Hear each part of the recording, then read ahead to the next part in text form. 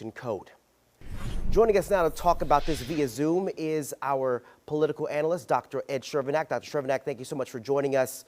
All right. Thanks for having me. A lot to talk about today. First off, your reaction to what happened inside the courtroom via Zoom today. Were you surprised that they reached this so quickly? Somehow they reached some resolution or compromise on the number of active voters that will now be considered to be inactive. It was relatively quick, and so it leads to questions about what was the criteria, what was the how basically did they come up with that number? Is just something they pulled out of the air and then just mutually agreed to, or was there a set of benchmarks that were used? And so that question remains unanswered. I mean, Dr. Chervenak, it's happened so quickly. How did you go through that many people in such a short amount of time to say that we can take off going from 250,000 voters to now 225? There's a lot of questions when it comes down to that, right?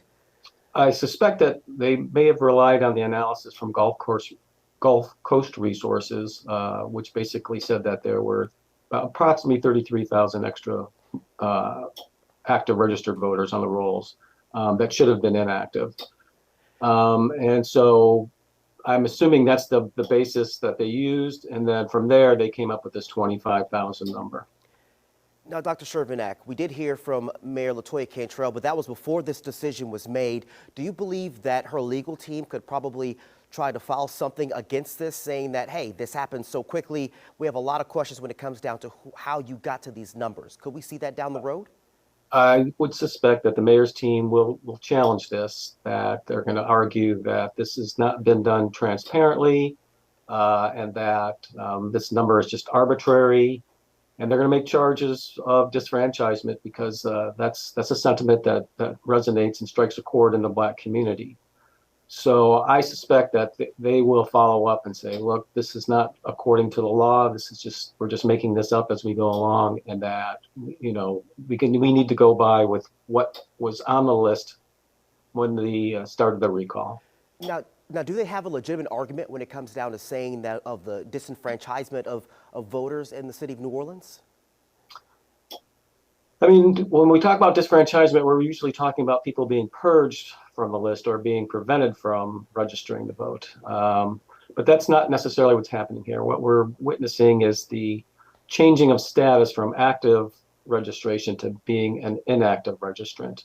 And if you're inactive, you still have the ability to vote. No one's going to deny your right to vote. You just have to show and prove your address on the day that you show up to vote.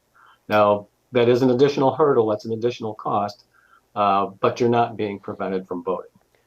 But a big thing also, Dr. Chervenak, is we don't know how many signatures the recall effort, how many signatures they have. We've heard talks about they might have gotten 49,000, maybe 50,000, maybe less than 49,000. That's got to be a big thing as well, knowing that we don't know how many signatures they have as well.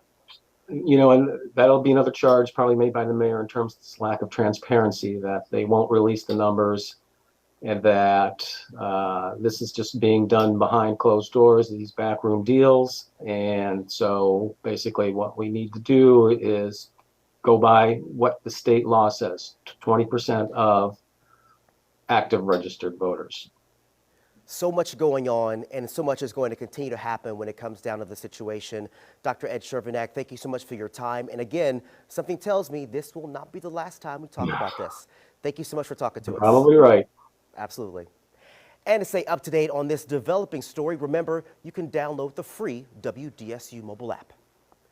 And speaking of Mayor Cantrell, new at noon, the mayor is responding today